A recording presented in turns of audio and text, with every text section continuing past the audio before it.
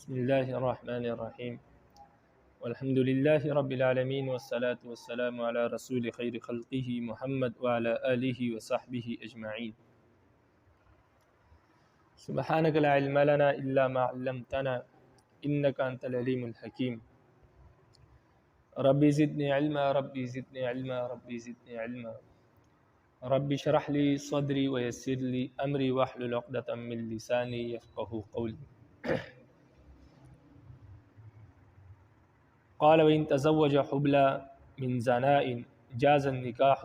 ولا يتئها حتى تضع حملها. وهذا عند أبي حنيفة ومحمد. وقال أبو يوسف النكاح فاسد وإن كان الحمل ثابت النسب فالنكاح باطل بالإجماع. لأبي يوسف أن الامتناع في الأصل لحرمة الحمل، وهذا الحمل محترم لأنه لا جناية منه ولهذا لم يجوز إسقاطه، ولهما أنها من المحللات بالنص. وحرمة الوتي قيل يسقي ماؤه زرع غيره، والامتناع في ثابت النسب لحق صاحب المال ولا حرمة للزاني. سب سے پہلے عبارت میں جو مسئلہ بیان ہوا ہے آپ اس کو سمجھیں، اس کے بعد اس کی جو مزید تفصیلات ہے وہ بیان کریں گے۔ تو صورت مسئلہ یہ ہے کہ کسی عورت نے زنا کیا جس کی وجہ سے اس کو حمل ہو گیا۔ اب حمل کے دوران کوئی دوسرا شخص، زانی نہیں، زانی کے علاوہ کوئی دوسرا شخص اس عورت سے نکاح کرے، یعنی حالت حمل میں اس عورت سے نکاح کرے، تو کیا یہ نکاح درست ہے یا نہیں؟ تو امام اعظم ابو حنیفہ اور امام محمد رحمہ اللہ کے نزدیک یہ نکاح جائز ہے۔ جو عورت زنا سے حاملہ ہوئی ہے اس کے ساتھ کسی دوسرے شخص کا نکاح کرنا جس سے اس کے ساتھ زنا نہیں کیا، نکاح کرے تو یہ نکاح درست ہے، نکاح منعقد ہو جائے گا، لیکن اس کا یہ شوہر اس کے ساتھ صحبت نہیں کر سکتا جب تک کہ اس کا یہ جو حمل ہے یہ بچہ جنم نہ لے، جب تک یہ بچہ پیدا نہ ہو جائے جو پیٹ میں ہے، جو حمل میں ہے، تب تک شوہر کے لیے اس کے ساتھ صحبت کرنا جائز نہیں ہے۔ یہ مسئلہ ہے طرفین کے ہاں، اور اسی پر فتویٰ ہے۔ امام ابو یوسف رحمہ اللہ فرماتے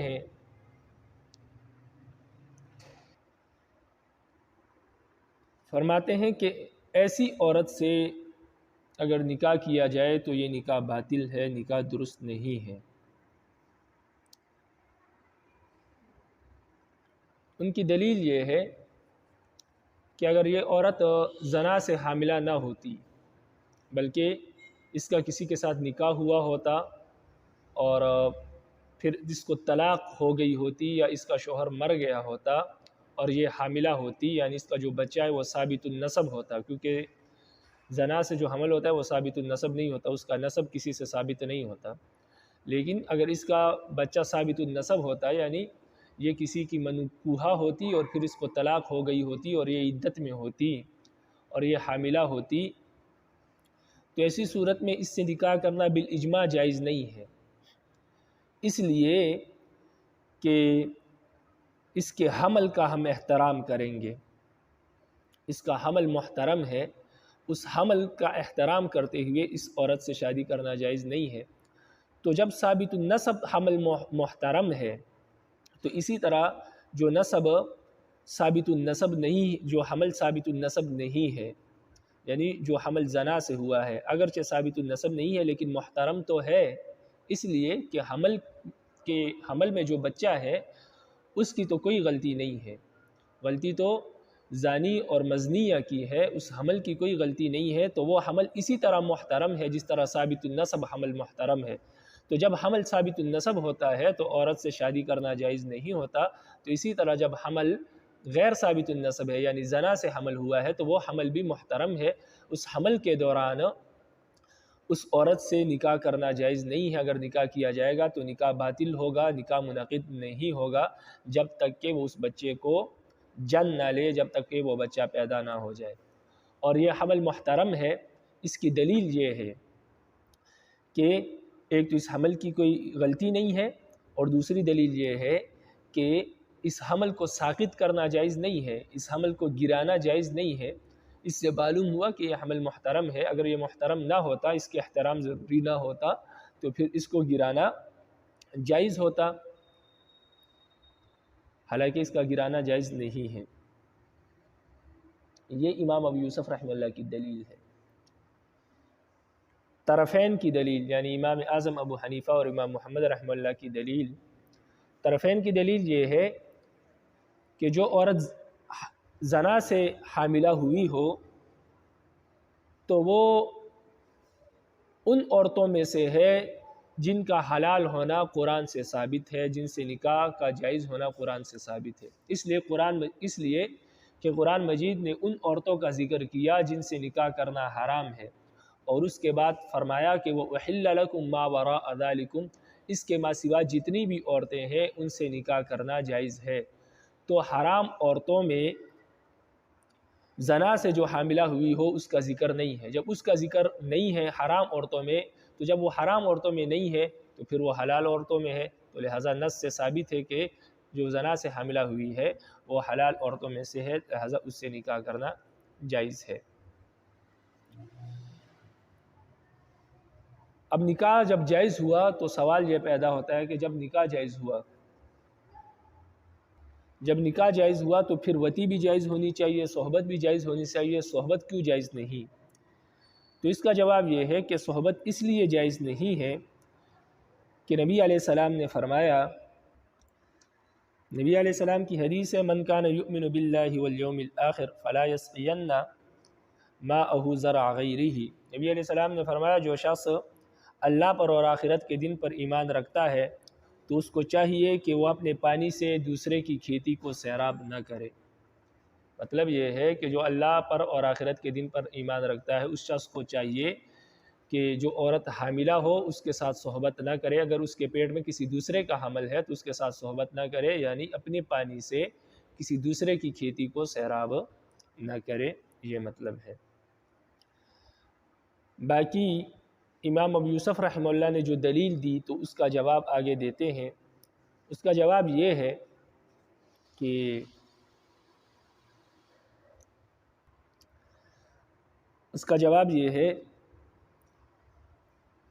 کہ آپ نے جو یہ کہا کہ یہ حمل محترم ہے، اور اس حمل کی احترام کی وجہ سے جس طرح کسی کی معتدہ جو عدت میں ہو عورت، جب اس سے نکاح کرنا جائز نہیں ہے جب وہ حالت حمل میں ہو، اس لیے کہ حمل محترم ہے، حمل کے احترام ضروری ہے۔ تو جس طرح نکاح سے حمل ہوا ہو، نکاح کے بعد حمل ہوا ہو اور عورت نکاح میں ہو، تو جب اس حمل کا احترام ہوتا ہے اور اس حمل کے دوران نکاح جائز نہیں ہوتا، تو جو حمل زنا سے ہوا ہے یہ بھی محترم ہے، اس لیے کہ اس حمل کا بھی کوئی قصور نہیں ہے۔ تو فرماتے ہیں کہ ہم یہ نہیں مانتے، ہم اس دلیل کو تسلیم نہیں کرتے کہ جو معتدہ ہے یعنی جس کا حمل ثابت النسب ہے اس سے نکاح حمل کے احترام کی وجہ سے نہیں ہوتا، یہ ہم نہیں مانتے، بلکہ اس سے جو نکاح جائز نہیں ہوتا وہ حمل کے احترام کی وجہ سے نہیں ہے، بلکہ وہ اس حمل والے کے احترام کی وجہ سے ہے، یعنی جس کا وہ حمل ہے، جس کا وہ بچہ ہے اس کا احترام ہے، اس کے احترام کی وجہ سے ہم کہتے ہیں کہ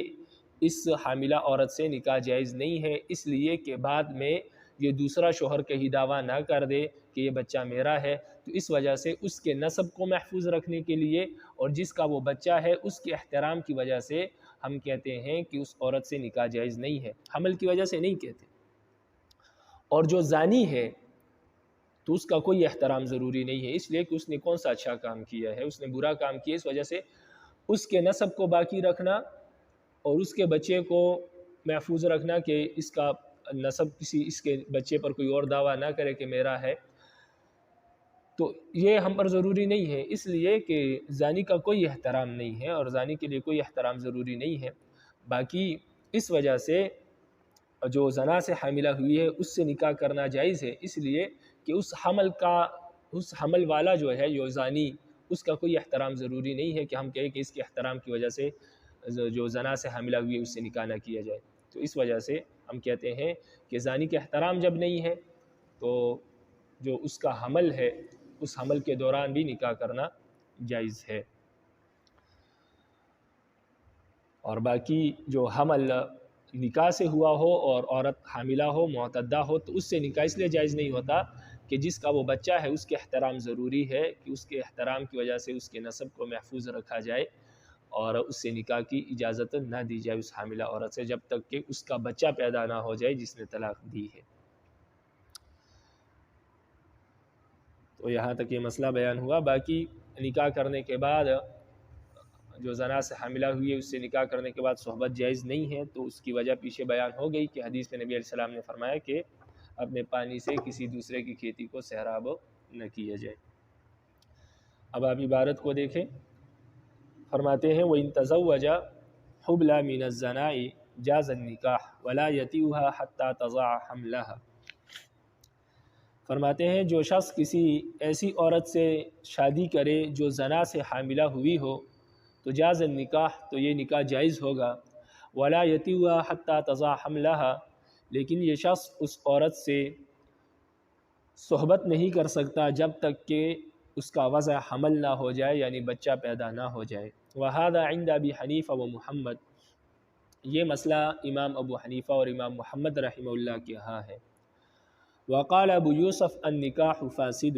امام ابو یوسف رحمہ اللہ فرماتے ہیں کہ یہ نکاح فاسد ہے، باطل ہے، یعنی یہ نکاح منعقد نہیں ہوگا. دلیل یہ ہے کہ وَإِن كَانَ الْحَمْلُ ثَابِتُ النَّسَبِ فَالنِّكَاحُ بَاطِلٌ بِالْإِجْمَاعِ. فرماتے ہیں اگر یہ نکاح ثابت النسب ہوتا، یہ حمل ثابت النسب ہوتا تو اس عورت سے نکاح بالاجماع باطل تھا، یعنی تمام کے نزدیک پھر یہ نکاح درست نہیں تھا. ثابت النسب سے مراد یعنی یہ نکاح کے بعد عورت حاملہ ہوئی تھی اور پھر اس کو طلاق ہوئی ہے تو پھر اس کا بچہ ثابت النسب ہے، اس لیے کہ اس کا نسب والد سے ثابت ہوگا. لیکن جو زنا سے حاملہ ہوئی ہے اس کا نسب ثابت النسب نہیں ہوتا، اس کا حمل ثابت النسب نہیں ہوتا، اس لیے کہ اس کا حمل کسی سے ثابت نہیں ہوتا.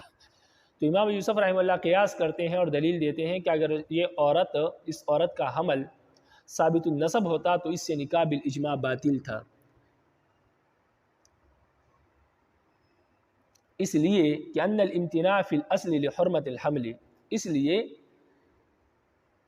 کہ اصل میں یعنی مقیس علیہ میں جس پر یہ مسئلہ قیاس کرتے ہیں وہ یعنی بچہ جب ثابت النسب ہوتا ہے اس کو مقیس علیہ بنایا ہے امام یوسف نے. تو وہ فرماتے ہیں کہ اصل میں یعنی مقیس علیہ میں جو نکاح کرنا باطل ہے وہ حمل کی حرمت کی وجہ سے، اس لیے کہ یہ حمل محترم ہے.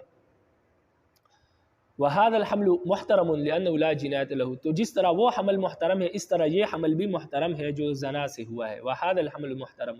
یہ حمل بھی محترم ہے. لِأَنَّهُ لَا جِنَايَةَ مِنْهُ، اس لیے کہ اس حمل کا کوئی قصور نہیں ہے. وَلِهَذَا لَمْ يَجُزْ إِسْقَاطُهُ، اسی وجہ سے اس حمل کا ساقط کرنا بھی جائز نہیں ہے کیونکہ یہ محترم ہے، یعنی اس احترام کی وجہ سے اس حمل کا ساقط کرنا بھی جائز نہیں ہے، گرانا بھی جائز نہیں ہے. تو امام یوسف کی دلیل کا حاصل یہ ہوا کہ مسئلہ یہ ہے کہ جب بچہ ثابت النسب ہوتا ہے، حمل ثابت النسب ہوتا ہے تو نکاح بالاجماع باطل ہوتا ہے. تو اب وہ قیاس کرتے ہیں کہ دیکھو جب بچہ ثابت النسب ہوتا ہے تو جب حمل ثابت النسب ہوتا ہے تو اس حمل کے دوران عورت سے نکاح کرنا جائز نہیں ہوتا، اس لیے کہ وہ حمل محترم ہوتا ہے. تو لہٰذا جب وہ حمل محترم ہے تو اسی طرح جو حمل زنا سے ہوا ہے وہ بھی محترم ہے، اس لیے کہ حمل ہونے میں دونوں برابر ہے، اس لیے کہ حمل کا قصور نہ وہاں پر ہے اور نہ یہاں پر ہے. اس لیے کہ زنا سے جو حمل ہوا ہے اس میں بھی بچے کا قصور نہیں ہے، حمل کا قصور نہیں ہے، قصور زانی اور مزنیہ کا ہے. تو لہٰذا اس حمل کا قصور نہیں ہے، یہ محترم ہے، اس کے احترام کو برقرار رکھنے کے لیے کہا جائے گا کہ یہ شادی درست نہیں ہے، نکاح باطل ہے. اور اس حمل کے محترم ہونے کی دوسری دلیل یہ ہے کہ اس کو گرانا جائز نہیں ہے. تو امام یوسف فرماتے ہیں کہ یہ حمل محترم ہے، اس وجہ سے یہ نکاح باطل ہے، یہ ان کی دلیل ہے. وَلَهُمَا، طرفین کی دلیل یہ ہے کہ أَنَّهَا مِنَ الْمُحَلَّلَاتِ بِالنَّسِّ، جو عورت زنا سے حاملہ ہوئی ہے یہ حلال عورتوں میں سے ہے، یہ بات نص سے ثابت ہے. یعنی یہ محرمات میں سے نہیں ہے۔ حلال عورتوں میں سے کیسے ہیں؟ یعنی قرآن مجید نے جہاں پر محرمات کا ذکر کیا وہاں پر اس عورت کا ذکر نہیں کیا، اور اس کے بعد یہ کہا کہ وَأُحِلَّ لَكُم مَّا وَرَاءَ ذَلِكُمْ، یعنی یہ محرمات ہے،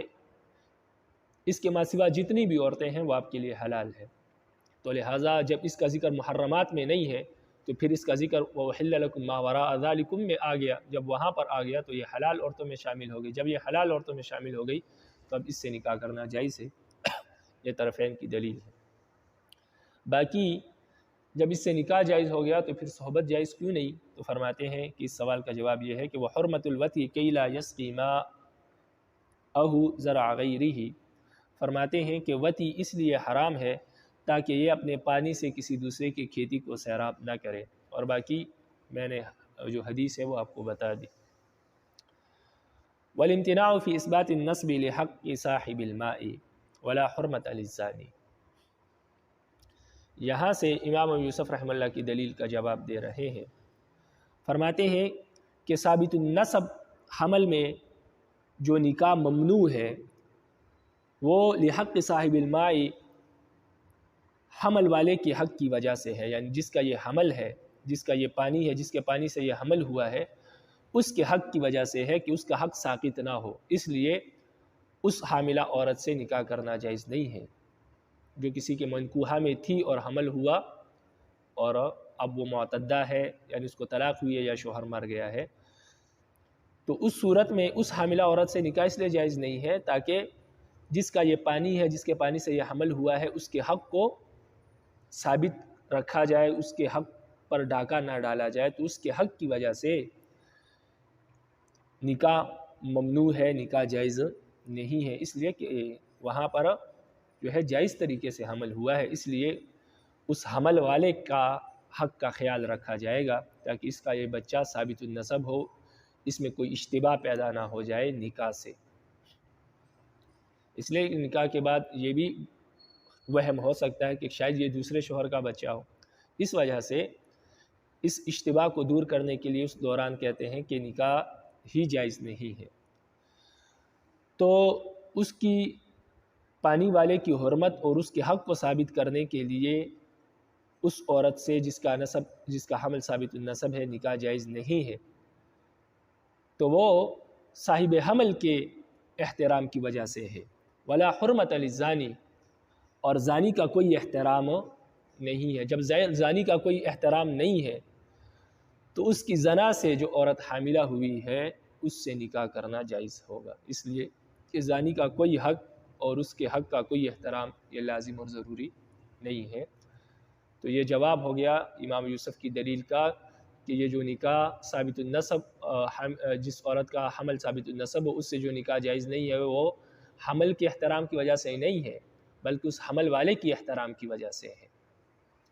اور جب وہ حمل والا صاحب احترام ہے تو اس کے حمل کا بھی احترام کیا جائے گا، اس لیے کہ اس کے حق کو باقی رکھا جائے، ثابت رکھا جائے، لیکن جو زانی ہے اس کا کوئی احترام ضروری نہیں ہے اور نہ اس کے حق کا کوئی احترام ضروری ہے، اس وجہ سے اس کے پانی سے، زانی کے پانی سے جو عورت حاملہ ہوئی ہے اس سے نکاح جائز ہوگا۔ یہاں تک تو یہ مسئلہ ہے جو کتاب میں بیان ہوا۔ اب اس مسئلے سے کچھ باتیں متعلق ہے جو صاحب کتاب نے ذکر نہیں کی، اس کو بھی آپ ذہن نشین کر لیں۔ تو یہ مسئلہ تو اس وقت ہے کہ جب عورت زنا سے حاملہ ہوئی ہو اور کسی دوسرے شخص، کوئی دوسرا شخص اس سے شادی کرے، لیکن جس شخص نے اس عورت سے زنا کیا اور یہ عورت حاملہ ہوئی، پھر اسی زانی نے اگر اس سے شادی کی، اسی زانی نے اگر اس عورت سے شادی کی تو اس صورت میں نکاح بھی جائز ہے اور صحبت بھی جائز ہے، یہ مسئلہ بالاتفاق ہے۔ اگر اسی زانی نے شادی کی اس عورت سے حالت حمل میں تو نکاح بھی جائز ہے اور صحبت بھی جائز ہے بالاتفاق۔ دوسری بات جو اس مسئلے سے متعلق ہے وہ یہ ہے کہ یہاں پر صاحب کتاب نے یہ کہا کہ یہ حمل محترم ہے اور اس حمل کا اسی وجہ سے کہ یہ محترم ہے، اس وجہ سے اس کا گرانا جائز نہیں ہے، ساقط کرنا جائز نہیں ہے۔ تو آپ حاشیہ میں دیکھیں، حاشیہ میں فرماتے ہیں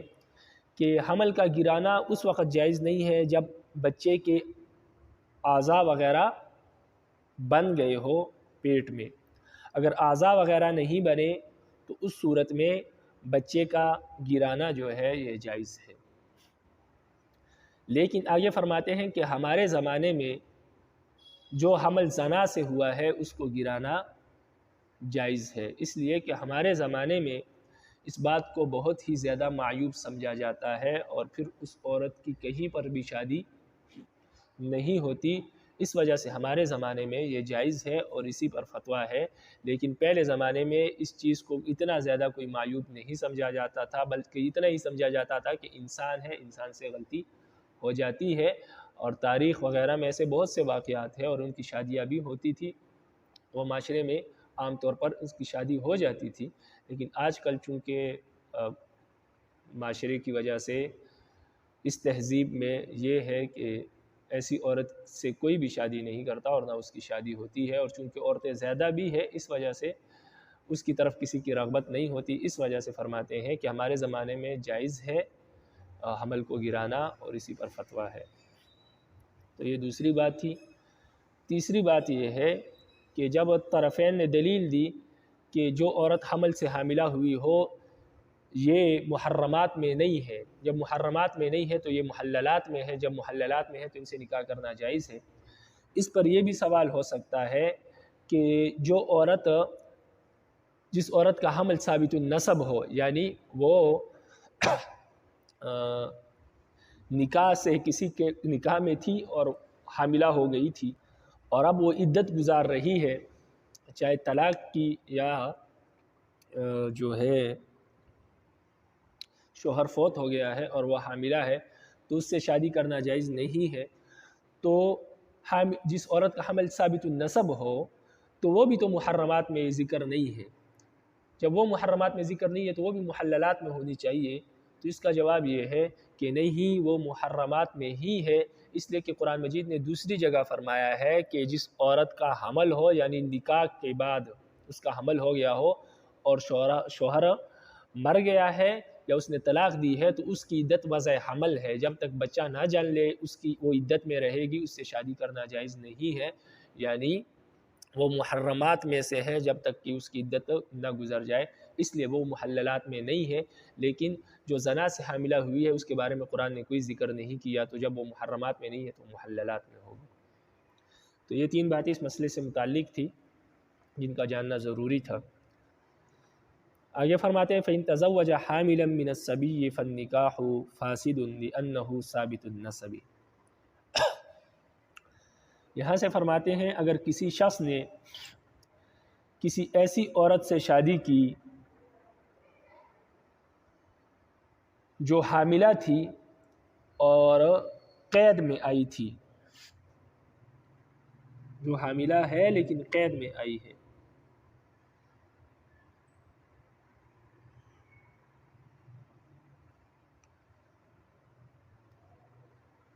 تو فرماتے ہیں کہ یہ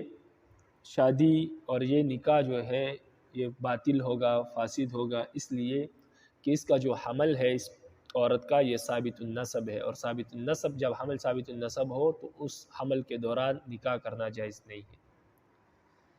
یعنی اگر نکاح کیا ایسی حاملہ سے جو دارالحرب سے گرفتار ہو کر آئی ہے، یعنی کفار کے ملک سے گرفتار ہو کر قیدی بن کر آئی ہے اور حاملہ ہے، تو اس عورت سے اگر کسی نے نکاح کیا تو یہ نکاح باطل ہے، فاسد ہے، اس لیے کہ یہ عورت گرفتار ہو کر آئی ہے لیکن وہاں پر یہ شادی شدہ تھی، دارالحرب میں یہ شادی شدہ تھی، اور اس کا جو حمل ہے وہ اس کے شوہر سے ثابت ہے، ثابت النسب ہے، اور جب حمل ثابت النسب ہو تو اس حمل کے دوران شادی کرنا جائز نہیں ہے، بے شک یہ کافر کا نسب ہے، کافر کا بچہ ہے لیکن ثابت النسب ہے، زنا سے نہیں ہوا، تو اس وجہ سے جب حمل ثابت النسب ہو، بے شک وہ کافر کا ہی کیوں نہ ہو، تو اس حمل کے دوران عورت سے شادی کرنا جائز نہیں ہے، اور کسی نے کی تو یہ نکاح باطل ہوگا، فاسد ہوگا۔ تو فرماتے ہیں فَإِن تَزَوَّجَ حَامِلًا مِّنَ الصَّبِيِّ، فالنکاح فاسد لأنه ثابت النسب۔ فرماتے ہیں کہ اگر نکاح کیا ایسی حاملہ سے جو دارالحرب سے گرفتار ہو کر آئی ہے تو یہ نکاح فاسد ہے، اس لیے کہ اس عورت کا جو حمل ہے یہ ثابت النسب ہے، اور ثابت النسب حمل کے دوران نکاح جائز نہیں ہے، اس لیے یہ نکاح باطل ہے، فاسد ہے، منعقد نہیں ہوگا۔ وَإِن زَوَّجَ أُمَّ وَلَدِهِ وَهِيَ حَامِلٌ مِّنْهُ فَالنِّكَاحُ بَاطِلٌ لِأَنَّهَا فِرَاشٌ لِمَوْلَاهَا حَتَّى يَثْبُتَ نَسَبُ وَلَدِهَا مِنْهُ مِنْ غَيْرِ دَعْوَةٍ فَلَوْ صَحَّ النِّكَاحُ لَحَصَلَ الْجَمْعُ بَيْنَ الْفِرَاشَيْنِ إِلَّا أَنَّهُ غَيْرُ مُتَأَكِّدٍ حَتَّى يَنْتَفِيَ الْوَلَدُ بِالنَّفْيِ مِنْ غَيْرِ لِعَانٍ فَلَا يُعْتَبَرُ مَا لَمْ يَتَّصِلْ بِهِ الْحَمْلُ۔ فرماتے ہیں کہ اگر کسی شخص نے اپنی ام ولد کا نکاح کرایا کسی دوسرے شخص سے اس حال میں کہ وہ ام ولد حاملہ تھی تو یہ نکاح باطل ہے، یہ نکاح منعقد نہیں ہوگا، یہ نکاح فاسد ہے یعنی باطل ہے، نکاح منعقد نہیں ہوگا، نکاح نہیں ہوگا۔ تو اگر کسی شخص نے اپنے ام ولد کا نکاح کسی دوسرے شخص سے کرایا اس حال میں کہ ام ولد حاملہ تھی تو یہ نکاح نہیں ہوگا، یہ نکاح باطل ہے۔ اب ام ولد کسے کہتے ہیں؟ ام ولد اس باندی کو کہتے ہیں جس سے آقا کا بچہ پیدا ہو تو وہ ام ولد کہلاتی ہے۔ اب یہاں پر مسئلہ یہ ہے کہ یہ آقا کی باندی ہے لیکن ابھی تک آقا کا بچہ اس سے پیدا نہیں ہوا، صرف آقا سے حمل ہوا ہے، آقا کے پانی سے حمل ہوا ہے، یعنی جو اس باندی کا مالک ہے اس نے اس باندی کے ساتھ صحبت کی، اس سے اس کا حمل ہوا ہے، ابھی تک بچہ پیدا نہیں ہوا، کوئی بھی بچہ پیدا نہیں ہوا، اس سے پہلے بھی کوئی بچہ پیدا نہیں ہوا ہے، یہ پہلا حمل ہے جو اس باندی کو ہوا ہے اس مالک سے، آقا سے۔ لیکن اس حمل کے دوران یہ مالک، یہ آقا اگر اس کی شادی کسی دوسرے شخص سے کروا دے تو یہ نکاح باطل ہوگا، یہ نکاح نہیں ہوگا، اس لیے کہ اس حمل کی وجہ سے یہ باندی جو ہے یہ اس آقا کی ام ولد بن گئی ہے اور اس آقا کی فراش بن گئی ہے، یعنی اس کا بستر بن گئی ہے، اس کو فراش کہتے ہیں، یعنی فراش کا مطلب یہ ہوتا ہے کہ اس سے صحبت اب صرف اسی آقا کے لیے جائز ہے، کسی دوسرے کے لیے جائز نہیں ہے، تو اس کو کہتے ہیں فراش۔ تو یہ باندی ام ولد یعنی حاملہ ہونے کی وجہ سے اب اس اپنے مولا کی، اپنے آقا کی، اپنے مالک کی فراش بن گئی ہے، یہاں تک کہ اگر اس کا بچہ پیدا ہو جائے تو اس کا نسب اسی آقا سے، اسی مالک سے ثابت ہوگا، کسی دوسرے سے ثابت نہیں ہوگا، اس لیے کہ اس حمل کی وجہ سے اب یہ اس آقا کی فراش ہے، یعنی اسی کے ساتھ، اسی آقا کے ساتھ اس کو صحبت جائز ہے، کسی اور سے جائز نہیں ہے۔ تو جب اس آقا سے ہی صحبت جائز ہے، کسی دوسرے سے جائز نہیں ہے، تو جب بچہ پیدا ہوگا تو اسی آقا کا ہوگا بغیر دعوے کے، یعنی اگر آقا دعویٰ نہ بھی کرے کہ یہ بچہ میرا ہے تب بھی یہ بچہ اسی آقا کا ہوگا، اسی مالک کا ہوگا۔ تو اگر ایسی صورت میں ہم اس نکاح کو جائز قرار دے دیں، صحیح قرار دے دیں، تو ایسی صورت میں جمع بین الفراشین لازم آئے گا۔ جمع بین الفراشین کا مطلب یہ ہے کہ یہ باندی اپنے آقا کی بھی فراش ہوگی حمل کی وجہ سے، اور جس سے شادی کرائی ہے یعنی اپنے شوہر کی بھی فراش ہوگی نکاح کی وجہ سے، تو ایک ہی باندی یعنی ایک ہی عورت دو آدمیوں کی فراش بن جائے گی اگر ہم اس نکاح کو جائز قرار دے دیں، اور ایک عورت کا دو آدمیوں کا فراش بننا یہ جائز نہیں ہے، اس وجہ سے ہم اس نکاح کو باطل قرار دیتے ہیں، اور ہم کہتے ہیں کہ حالت حمل میں اگر آقا اس باندی کا نکاح جس کا حمل آقا سے ہے، اگر اس کا نکاح آقا کسی دوسرے شخص سے کروا دے تو یہ نکاح باطل ہے، اس لیے کہ یہ باندی آقا کی فراش ہے حمل کی وجہ سے۔ اگر ہم اس نکاح کو جائز قرار دے دیں تو نکاح کی وجہ سے یہ عورت، یہ باندی اپنے شوہر کی بھی فراش بن جائے گی، تو اس طرح یہ عورت دو آدمیوں کی فراش بن جائے گی، اور اس کو جمع بین الفراشین کہتے ہیں، اور جمع بین الفراشین جائز نہیں ہے۔ ایک وقت میں ایک عورت ایک آدمی کی ہی فراش ہو سکتی ہے، دو کی نہیں ہو سکتی، اس وجہ سے یہ نکاح باطل ہے، کیونکہ اس سے جمع بین الفراشین لازم آتا ہے۔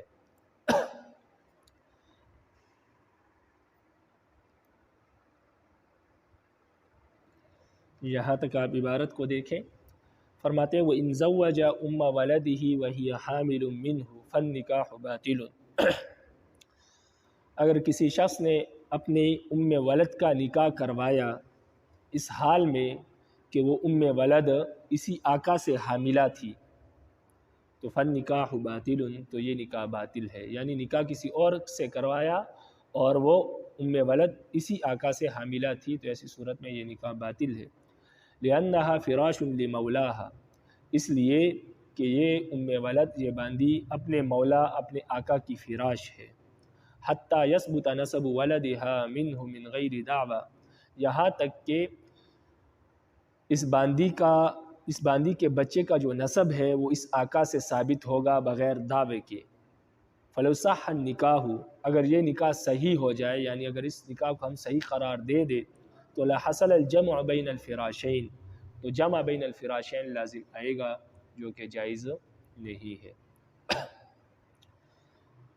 إِلَّا أَنَّهُ غَيْرُ مُتَأَكِّدٍ حَتَّى يَنْتَفِيَ الْوَلَدُ بِالنَّفْيِ مِنْ غَيْرِ لِعَانٍ فَلَا يُعْتَبَرُ مَا لَمْ يَتَّصِلْ بِهِ الْحَمْلُ۔ یہاں سے ایک اعتراض کا جواب دے رہے ہیں۔ اعتراض یہ ہے کہ آپ نے کہا کہ ولد یعنی جو باندی ہوتی ہے وہ اپنے آقا کی فراش ہوتی ہے، اس لیے حالت حمل میں اگر آقا اس کا نکاح کسی دوسرے شخص سے کروا دے، یعنی وہ حمل آقا سے ہو، اس حالت میں اگر وہ آقا اس کا نکاح کسی دوسرے شخص سے کروا دے تو نکاح باطل ہوگا۔ تو جب حالت حمل میں باندی آقا کی فراش ہے، تو حمل کے علاوہ عام حالت میں بھی لونڈی آقا کی ہی فراش ہوتی ہے، تو عام حالت میں پھر نکاح کرنا کیوں جائز ہے؟ عام حالت میں اگر لونڈی باندی حاملہ نہ ہو اور آقا اس کی شادی کسی دوسرے سے کروا دے تو شادی اور نکاح جائز ہے۔ حالانکہ عام حالت میں بھی باندی اپنے آقا، اپنے مالک کی ہی فراش ہوتی ہے، تو ہونا تو یہ چاہیے کہ عام حالت میں بھی اگر آقا مالک باندی کی شادی کسی دوسرے شخص سے کروا دے تو نکاح باطل ہونا چاہیے، اس لیے کہ عام حالت میں بھی وہ فراش ہوتی ہے اپنے آقا کی، جس طرح کہ حمل کی حالت میں فراش ہوتی ہے۔ تو لہذا جب حمل کی حالت میں نکاح جائز نہیں تو عام حالت میں بھی نکاح جائز نہیں ہونا چاہیے، یہ اعتراض ہے۔ اس کا جواب یہ ہے کہ باندی مولا کی فراش تو ہوتی ہے، لیکن یہ فراش قوی نہیں، ضعیف ہوتی ہے۔ یہ فراش قوی نہیں، ضعیف ہوتا ہے، اسی لیے کہ یہ فراش ضعیف ہے، اسی وجہ سے اگر آقا باندی کے بچے کے انکار کر دے کہ یہ بچہ میرا نہیں ہے، تو وہ بچہ پھر آقا کا شمار نہیں ہوگا، اس کی نسبت آقا کی طرف نہیں ہوگی، بلکہ اور لعان بھی نہیں ہوگا۔ بغیر لعان کے اس بچے کی جو نسبت ہے وہ مالک سے، آقا سے نفی کر دی جائے گی، اور وہ بچہ پھر آقا کی طرف منسوب نہیں ہوگا اور لعان بھی نہیں ہوگا۔ تو اس سے معلوم ہوا کہ یہ فراش ضعیف ہے، اسی وجہ سے تو لعان نہیں ہوتا۔ وگرنہ اگر نکاح اپنے منکوحہ کے بچے کا انکار کرے تو بچہ والد سے منتفی نہیں ہوگا، اس کا نسب اس وقت تک والد سے نفی نہیں کیا جائے گا جب تک کہ لعان نہ ہو جائے۔ لعان کے بعد پھر اس بچے کا نسب والد کی طرف منسوب نہیں کیا جائے گا۔ تو وہ فراش قوی ہے، اس وجہ سے لعان کی ضرورت پڑتی ہے، لیکن باندی کے ساتھ جو آقا کا فراش ہے وہ ضعیف ہے، اس وجہ سے لعان کی ضرورت نہیں پڑتی۔ بغیر لعان کے بھی اگر آقا انکار کر دے تو بچہ آقا کی طرف منسوب نہیں ہوگا۔ تو فرماتے ہیں کہ جب یہ فراش ضعیف ہے تو اس کے لیے پھر یہ بات ضروری ہے کہ جب تک یہ فراش حمل کے ساتھ متصل نہ ہو اس وقت تک اس کا اعتبار نہیں ہوگا، یعنی جب تک باندی آقا سے حاملہ نہ ہو تب تک اس کے فراش کے اعتبار نہیں ہوگا، اور یہ آقا کی فراش نہیں ہوگی، اور اگر آقا اس کی شادی کروا دے تو جمع بین الفراشین لازم نہیں آئے گا بلکہ یہ نکاح صحیح ہوگا، اس لیے کہ یہ فراش ضعیف ہے۔ جب آقا نے خود اس کی نفی کر دی اور شادی کروا دی تو اس فراش کا کوئی اعتبار نہیں ہے، لیکن جب یہ فراش حمل کے ساتھ متصل ہو جائے گا، یعنی وہ باندی آقا سے حاملہ ہو جائے گی، تو یہ فراش اگرچہ ضعیف تھا لیکن حمل کی وجہ سے قوی ہو گیا۔ جب حمل کی وجہ سے قوی ہو گیا تو اب اس کا اعتبار ہوگا، اور جب اب اس کا اعتبار ہوگا تو یہ باندی آقا کی فراش ہوگی۔ جب آقا کی فراش ہوگی اور اس فراش کے اعتبار بھی ہے حمل کی وجہ سے، کیونکہ یہ فراش قوی ہو گیا ہے، اب اگر آقا اس کی شادی کروائے گا حالت حمل میں تو جمع بین الفراشین لازم آئے گا، جو کہ جائز نہیں ہے۔ اس وجہ سے حالت حمل میں جب کہ وہ حمل آقا کی طرف سے ہو تو اس حمل میں باندی کی شادی کرانا کسی دوسرے شخص سے جائز نہیں ہے، نکاح باطل ہے، اور اگر حمل نہ ہو باندی عام حالت میں ہو تو ایسی صورت میں چونکہ وہ فراش ضعیف ہے، اگر آقا اس کی شادی کروا دے تو اس فراش کا اعتبار نہیں ہوگا، وہ فراش ختم ہو جائے گا اور نکاح درست ہوگا۔ تو اعتراض کا جواب دیتے ہیں، فرماتے ہیں الا انہ غیر متأکد حتی ینتفی الولد من غیر لعان فلا يعتبر ما لم يتصل به الحمل۔ فرماتے ہیں ہاں مگر یہ کہ وہ غیر قوی ہو، یعنی فراش غیر قوی ہو، یہاں تک کہ یا یہ ہے کہ ہاں مگر یہ باندی کے ساتھ جو فراش ہے یہ غیر قوی ہے، یہاں تک کہ بچے کی نفی کرنے سے بچے کی نفی ہو جائے گی بغیر لعان کے، اسی وجہ سے معتبر نہیں ہوگا جب تک کہ، یعنی یہ فراش معتبر نہیں ہوگا جب تک کہ اس کے ساتھ حمل متصل نہ ہو، یعنی باندی کا یہ فراش جو ہے یہ غیر قوی ہے، یہاں تک کہ اگر بچے کی نفی کی جائے تو بچہ بغیر لعان کے منتفی ہو جائے گا، یعنی اس کا نسب آقا سے ثابت نہیں ہوگا۔ اسی وجہ سے اس فراش کا کوئی اعتبار نہیں ہے جب تک کہ اس فراش کے ساتھ حمل متصل نہ ہو۔ جب اس کے ساتھ حمل بھی ہو جائے گا باندی کے فراش کے ساتھ تو پھر یہ فراش قوی ہو جائے گا، اور پھر آقا اس کی شادی اگر کہیں کروائے گا تو اس شادی کا اعتبار نہیں ہوگا جمع بین الفراشین کی وجہ سے، اور وہ نکاح باطل ہوگا۔ لیکن بغیر حمل کے یہ فراش ضعیف ہے، اگر آقا جب اس کی نفی کرے گا اس فراش کی، اس کی شادی کروائے گا تو پھر اس فراش کا کوئی اعتبار نہیں ہوگا، یہ فراش ختم ہو جائے گا، اور یہ باندی اپنے شوہر کی فراش میں ہی ہوگی صرف، تو جمع بین الفراشین لازم نہیں آئے گا اور نکاح جائز ہوگا۔ وما علینا الا البلاغ۔